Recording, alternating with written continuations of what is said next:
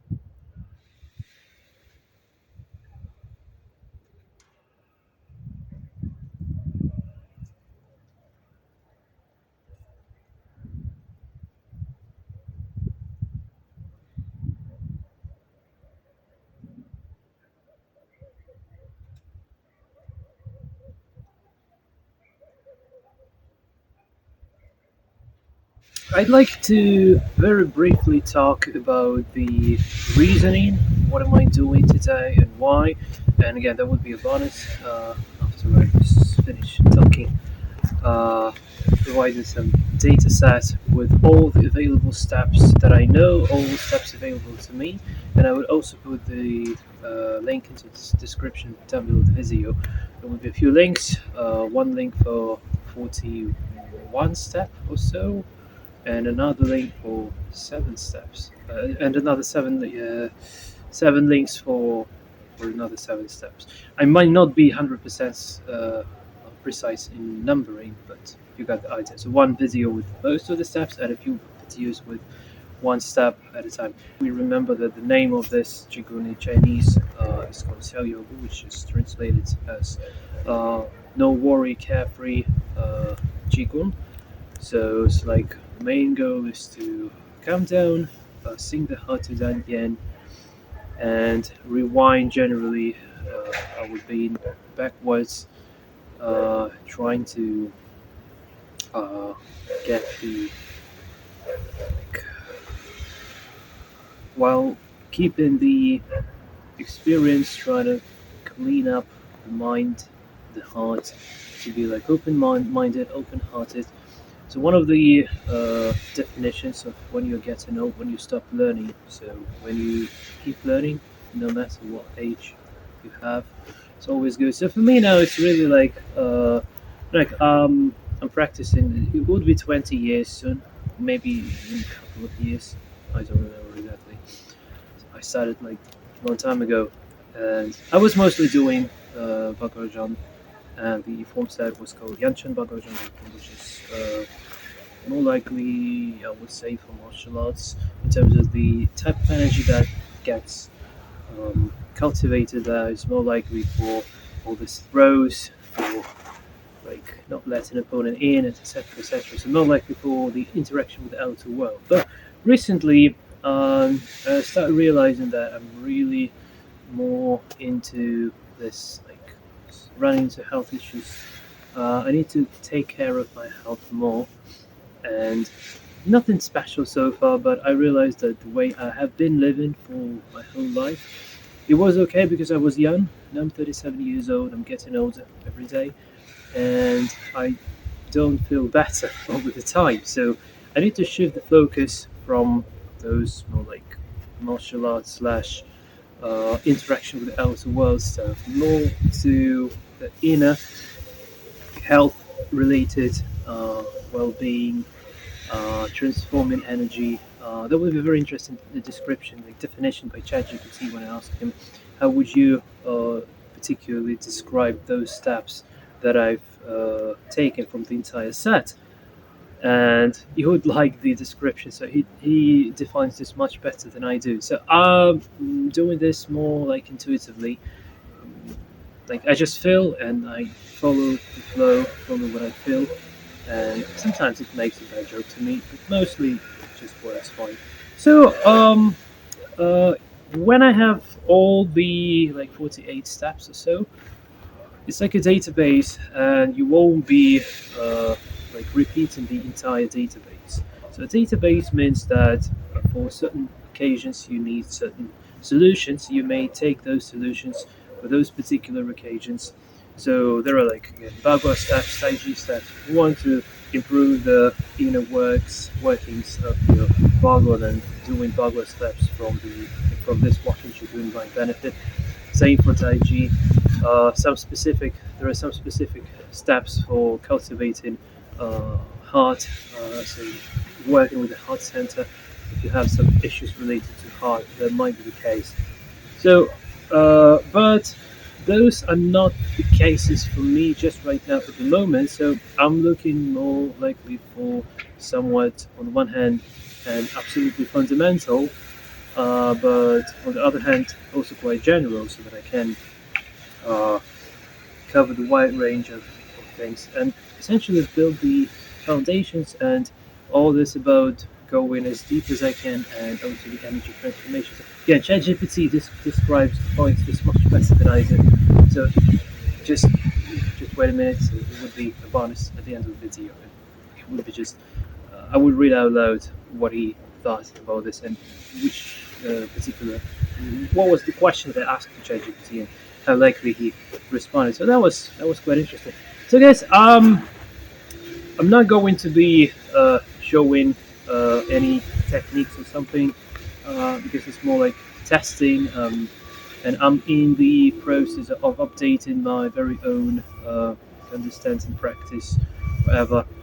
And I now feel like as if I just visited a seminar somewhere, visited the master, and took something new.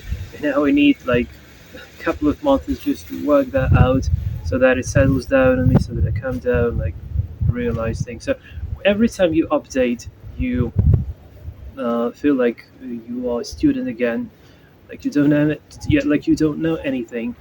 And obviously, the problem with this selling courses, online courses, etc., it doesn't matter whether this regards to Qigong or whatever or other topic. So when you start teaching someone, the only way to start doing this, think of it as like say a chess teacher or Go teacher, game of Go teacher. Also, so when you start teaching, you need to stop growing as a master yourself, because otherwise you are not going to be able to come up with a program how to teach. You do not define the goals, where to lead the students, etc., etc. So if you are going on your very own, you're not very likely to be teaching, because today you may say, okay, this is right, and next day you realize this is completely wrong. And if you keep sticking to this, you're not going to grow your very own self on your very own. So in order to grow, you reveal, you revise, making these revisions of what you think is right and what you think is wrong. They might be different all the time. And what would you say to your student? Like today, you say like this is good, do this way, and then you realize, oh, this was like bad. I was so wrong, and he already paid. Yeah, so it's not going anywhere. So, but it's about selling. It's about like you are not growing yourself. But if you want to grow yourself, you cannot sell. So Chinese say that if you sell the path, you would have nothing to follow. If you want to follow the path, you cannot sell. You cannot sell it, and vice versa. If you're selling it, you just limit your level, and that's pretty much it. So I'm not interested in limiting my level, and fortunately, I have an option to make some tiny amount of money to enough living, and fortunately, I don't have to teach anyone this kind of thing. And I think that sharing this inner process, like the kitchen of how things are going on, because it is very important. Because like usually when you come to a master, you feel this like almighty energy around it. It's not really that great, because masters should learn all the time. If it doesn't, it's not very good. I don't say this is necessarily bad, but it's not really that good. And uh, you may take whatever amount of information, practices, etc., etc. Then you need to do the homework, and the homework does the like 90% of things. So this standalone work at home when you work out things, so you don't need that much information to take. You can just take a very small amount of information. You can spend like 10 years working that out, going deeper and deeper. So the all the work goes within inside, and generally the interesting part, the interesting bit, is not when you take in some new information from somebody. This was the case back in the day when there was no internet, no videos, no YouTube, no nothing. And the matter of actually taking some knowledge was the matter of exactly knowing in person, so someone a master or whatever who gives you this knowledge, and then it's like social relationships on top of the actual practice, and this all gets merged. It gets dirty. It's not really that great. So you cannot have the pure quality of the pure matter, masterful uh, practice, because like you have to have these relations, like social stuff. It distracts a lot, and it's not really that great. So today, it's not a problem to get any kind of information. There are no secret styles today. Everything is well known. And again, the main secret is to just practice at home for a long time, lifelong. Lifestyle should match the practice, and literally that is the case. And you would start revealing things on your own automatically, with an effort, obviously, but It just happens. So it's not a problem to get some knowledge. It's not a problem at all.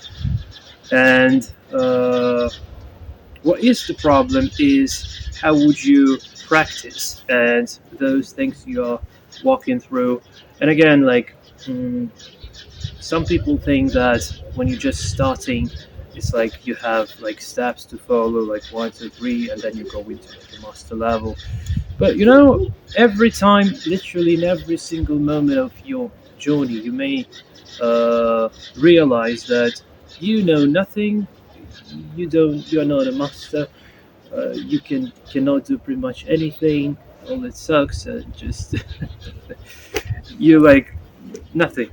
Yeah, and in that case, you feel like, okay, I actually want to learn. I want to do at least something.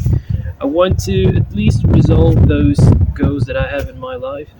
If I have a very vague understanding of my life goals, I may want to make them more clear. If I have them more clear, I may want to have some tools to have some tools to like complete those life goals, etc. So, uh, like even if you have the crystal clear understanding of what your life goal is and what you're up with, where is your ceiling? Like you're not going above that.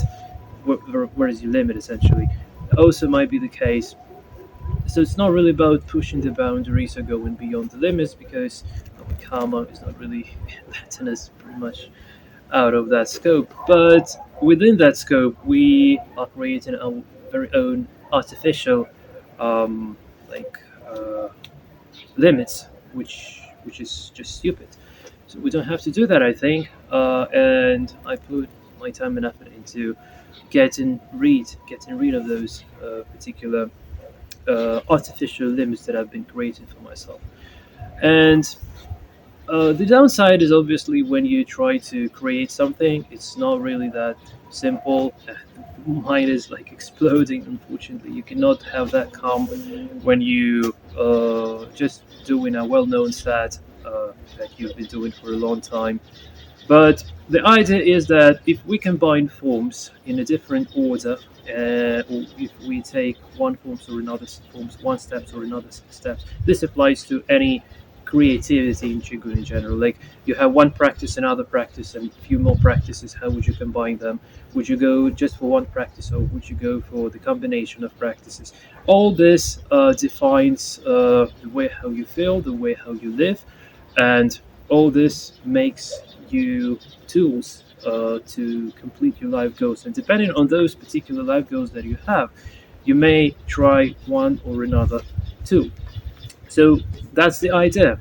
And I never wanted to go into this creative process because I hate it so much. But unfortunately, it just happens when you need to, when you have a particular job, you need to get the job done, and you need a very particular set of tools that would help you resolve this job, essentially, literally getting that job done. And this is my case. I clearly understand what is my job, what I need to do. I don't speak much about that because the deeper you go, the more personal it gets, and it's not a problem for me to share what is within inside me. It won't make much sense to you because you would barely face anything similar in your lives. Because this is like very personal, very specific. Every single man on earth has their very own, very personal, very specific that no one really cares about and doesn't really have to care about that as well. But this very inner, particular, specific stuff, it needs some resolution. And when you see this, when the consciousness based on the energy that you have is good enough to realize that you kind of already understand who you are, where you are, what you should do, and how exactly. And then you realize, okay, those tools that I have might not be 100% good for this task. So I need either to rearrange my tools or maybe come up with new tools or whatever. So this is my exact state, my condition, where I have many tools. I know a lot of forms and practices and so on, and I've been doing really a lot. But it was like from the general perspective, like in chess, you just develop the knights, then develop the bishops, then castling. In the game of Go, you just take the corners, then takes the side approaching. the opponent's corner, etc. So all these general considerations are good when the level is not very high, not in terms of like you have a high level or something, no, in terms of like high in terms of particular concrete. So the deeper you go, the older you get, the more particular, the more concrete your life becomes. And it's not about generally living a good life or generally like trying out something or whatever, but when like it's like if you have like many years to live, then yes. If you have like if you're about to die in 10 seconds, what you need will become like super concrete, super particular, and it need you just have 10 seconds to resolve that, and that's it. That you die. There would be no you after, as you envision yourself at the very least. So, like again, the older we get, the less vague the goals are, and the older we get, those older people, you understand. They probably understand what I'm talking about. I guess the older you get, the more particular things you need to resolve in your life because you feel like you don't have that much energy, like that amount of energy that you had when you were young. And now getting older, you understand that the limit, the amount of energy that you still have, you would not be capable to do like all things you might think of, but just the very particular, just the very important, the most important things. So realizing those important things is one thing. It just, I don't know, just happens somehow by the time you're living. But then it comes to the question like, what kind of tools do I need to resolve those particular goals that I have? And then it's, well, for me, it's a very intuitive approach. But again, I just tried this. It's not really machine learning, but it's a bit of a like data approach to just prove one more time to myself that the data approach, when it comes to internal things, it makes no sense completely. And I ended up like whatever standard ways of classifications of the forms, it just doesn't work if you just try. If I have like a few sets there, like Bago set, Tai Chi set, Qigong set, Xiao Yobu set, invoking energy, workout, relaxation. If I try any of those stats, they would make no sense. It's just not working that way. But when I did the set that I just done, this is the intuitively selected one, and again, it's very interesting to hear like how ChatGPT explains that. So I fully rely on my intuition in this regards because I internally feel what I should do. Hence, I internally feel which tools do I need for that, and that's pretty much it. So I'm not claiming that the way how it looks today would always be the same. It might change like several times.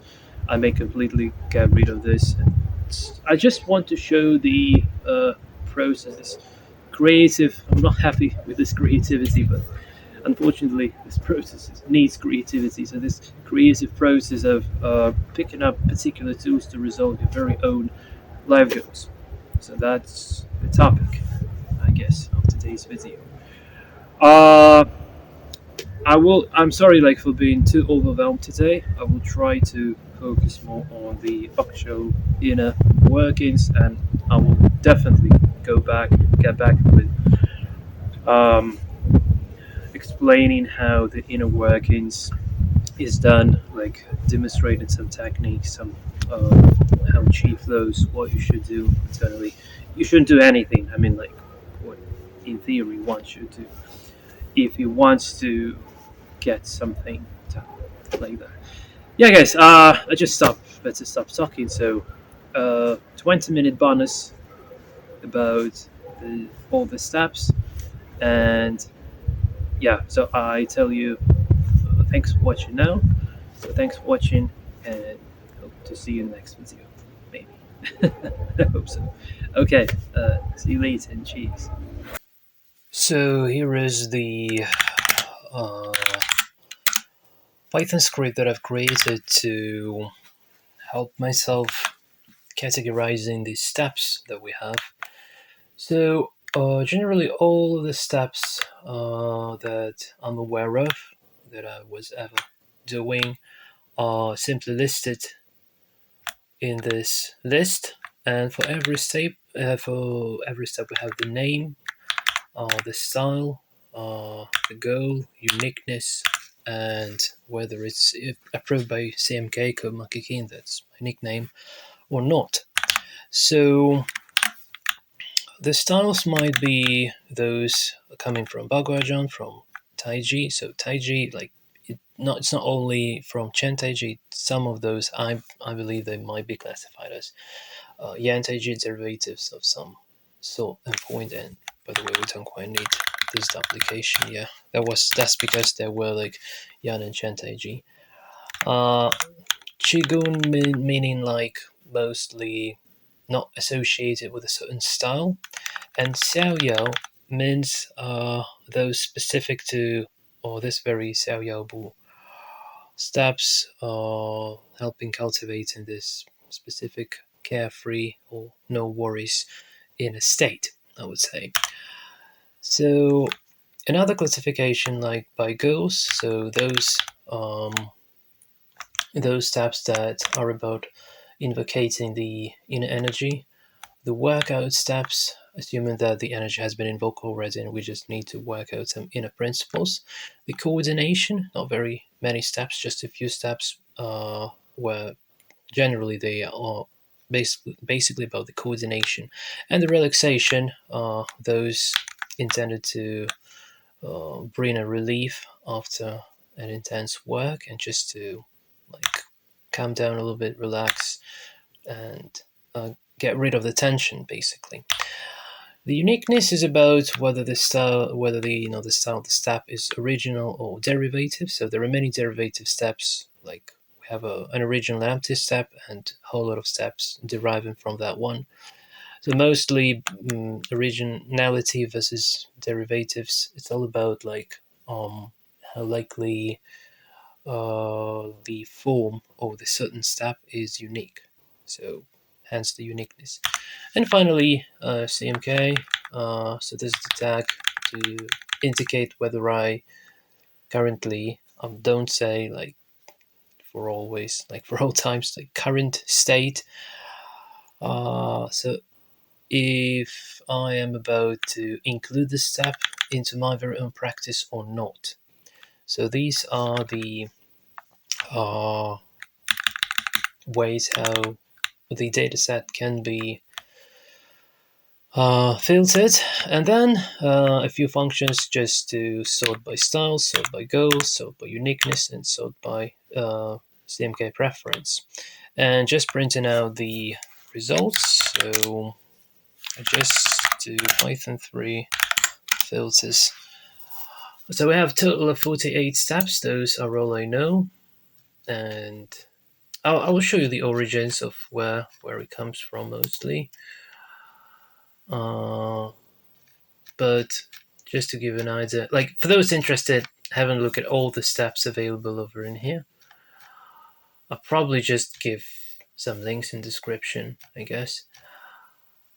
But yeah, just to have a look. So by style, so I think there are up to 8 Bagua steps.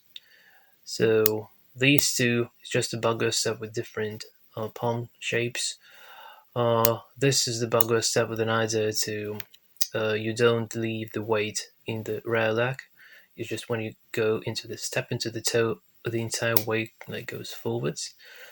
The backward step, which essentially this is like a Bagua step, but just in the backward direction. Baiko, super original step to Bagua. Long Baiko is the same Baiko, like it's not open close. It's like Baiko. I'll mention this when I do steps. So the loan is like just the derivative, like going a bit wider than this one. Pull heel is another Bagua step intended to make sure that the heel is like doesn't take off the ground when you're in stepping. And push toe is like a common tanibu, so known as like so-called tanibu step, the main Bagua step. Taiji steps, well, might not be exactly Taiji steps, but those involving the principles of Taiji. So this first, I'm more like Yan Taiji. This, I'm more like Dantian cultivation. So it's more like Taiji. And the marble, marble is available in literally every style of Chinese wushu, but the way how it's done in this form set, it's more likely to be um, related to Taiji, to Taiji, I would say. So, so-called Qigong steps, those that don't particularly relate to a certain style, although Kaiha is like Tai Chi related, obviously, and twisting waist might be Bagua related. But yeah, I just list those steps that are not particularly tied up to any certain step, to any certain style. And finally, Xiao steps are those that, like, weird looking, maybe, strange looking, but preserving, like, serving the purpose of this Xiao state of consciousness, relaxed, free, no worries, carefree wandering, like the name Xiao, like the name of the entire form set. So by goal, so there are those that, like, technically they are about invoking chi, those with like steps, mostly serving the invocation purposes. The workout steps are those like deep, um, slow crawling steps. Let's say mostly all are crawling steps. Uh, then the coordination steps, like, literally speaks for itself. Nothing, pretty much nothing to comment out there. The relaxation steps, those are about to get rid of the tension after the workout, mostly. And it doesn't necessarily mean that there is the workout section. There might be just a single workout step, and then after we have a relaxation step. So this happens in the original GUI of steps. By uniqueness, those steps that unique in its look and you don't see them, they are not repeating each other. So this what means by uniqueness. And derivative steps, those that you essentially may derive from those unique steps. So like unique steps, but you derive from those and you got this list. And finally, those that I select from all the available steps. So CMK steps, I selected 20 at the moment, and 28 has been dropped by me. So the idea is that this looks like a database, again, like I've been mentioning already, and you don't want to practice the entire database. You may choose a certain set if you have goals. So say if we want to practice Bagua steps, you may perform this ones. You want some Tai Chi steps, you may do this. If you want like general Qigong healing stuff, you may do this. If you want this relaxation, like Xiao, like carefree wandering aspect, you may just do this. Go. So if you're about to invoke your Qi, you may just consider this and no other. If you want to work out, you may consider this. If you want to improve your coordination, you may take these, and if you're about the relaxation, being tired, want to just feel better, like relaxed, then these steps might be good.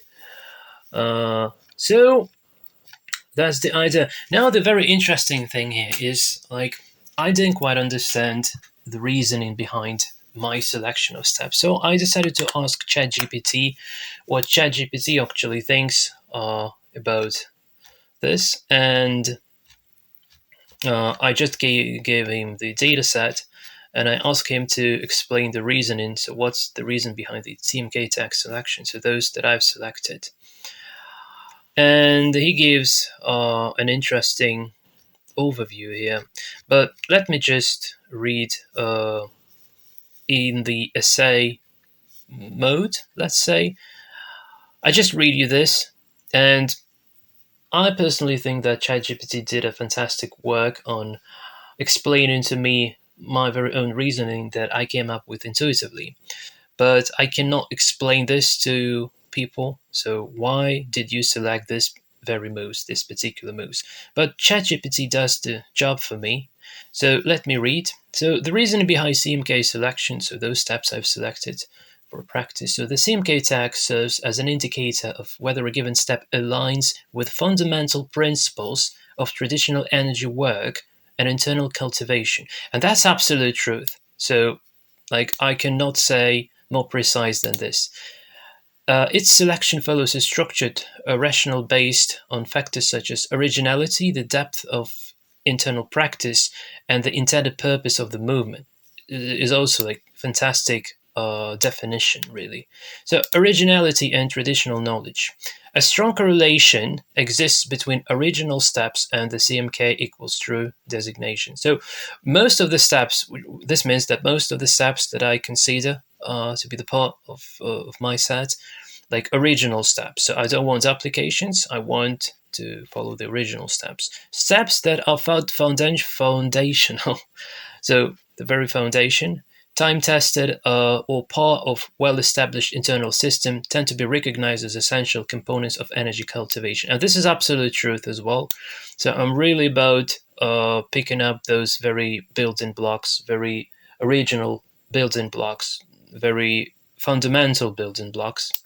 These movements often carry the essence of traditional practice and remain unchanged through generations.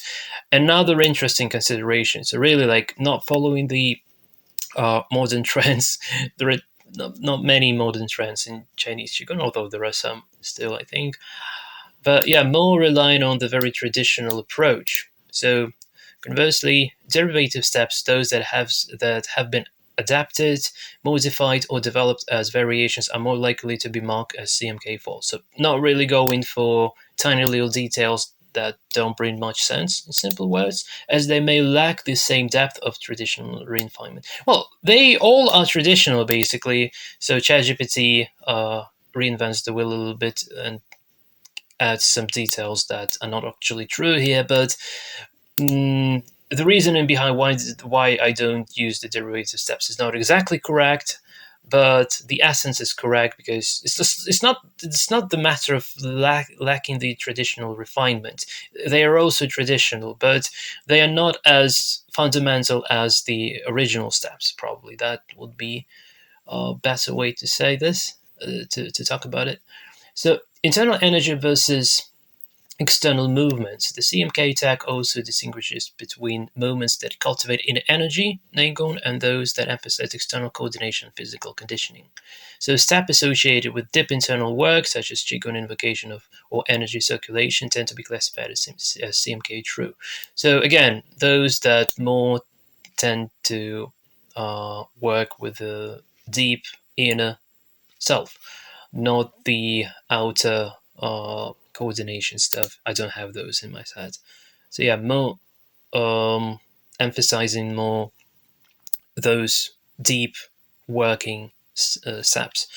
This include movements like when it gives the on the other hand is like makes sense. So twist, wait, look back, gaze moon.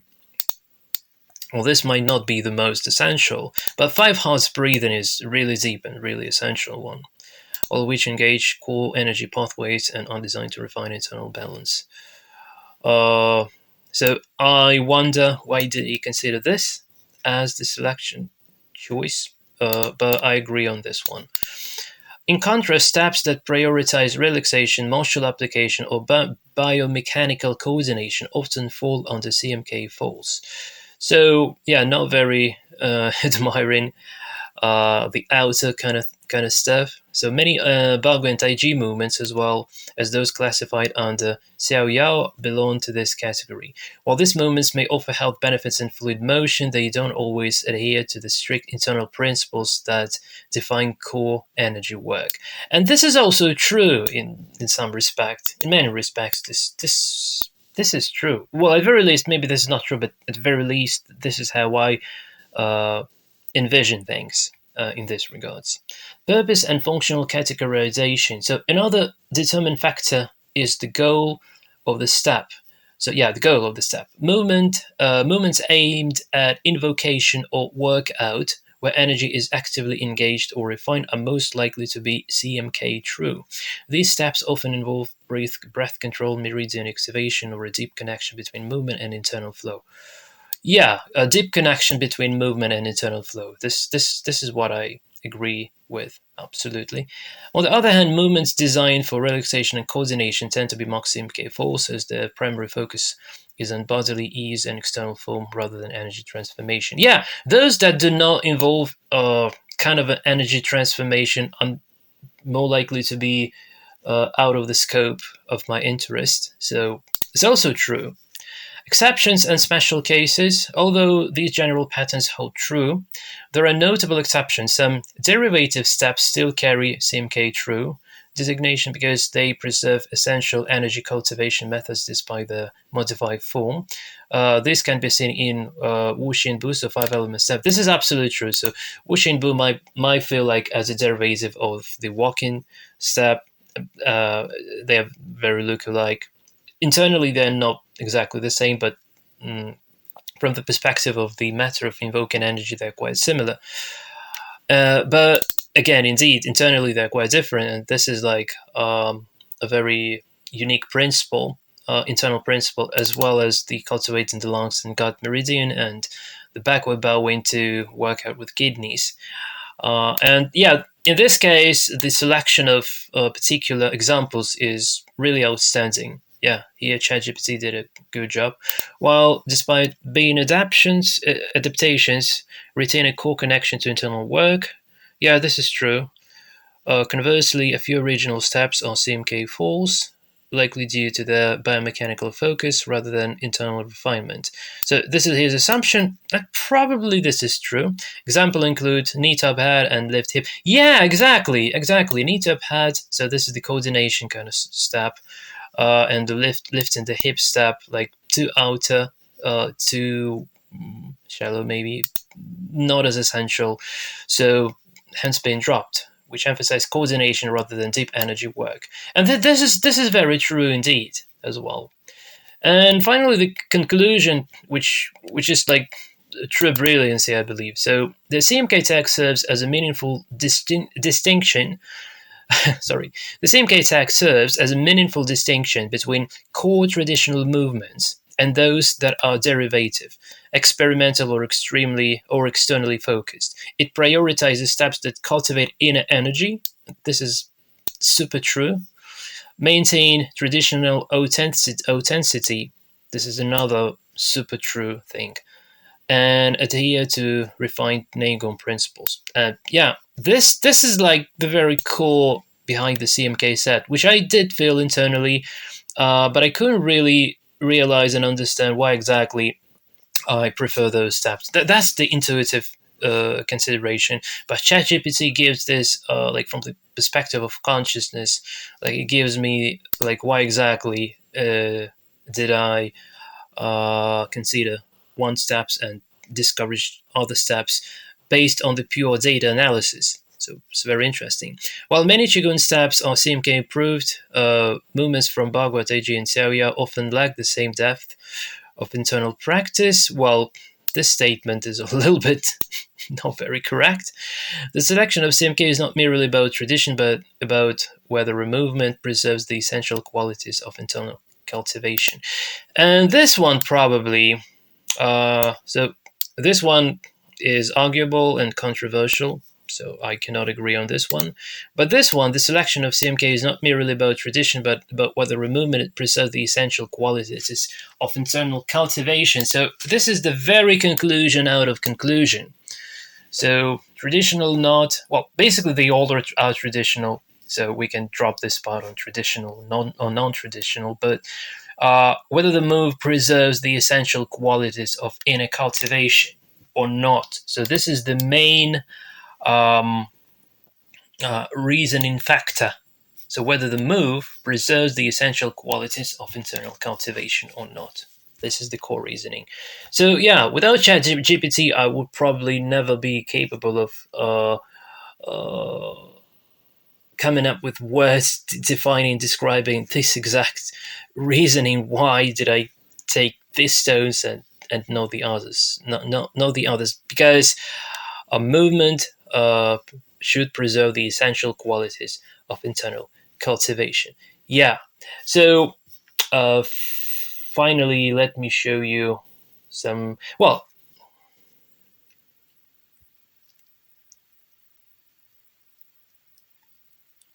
finally, all the steps that I have in my list, uh, maybe not always like 100% accurate name, but it's quite a, quite self-explanatory. So I'll give you a link to the video where like 41 of 48 or 42 of 48 steps are presented in a video, not by me, by someone a master who unfortunately died already. And there are 6 videos introducing some different steps as well.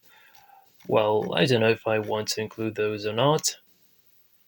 Yeah, probably. Well, probably you may ask me the commentaries, or maybe I can. I don't know. Maybe I didn't take a decision on that yet. Anyway, this is it. Anyway, this is it regarding the classification effort that I made.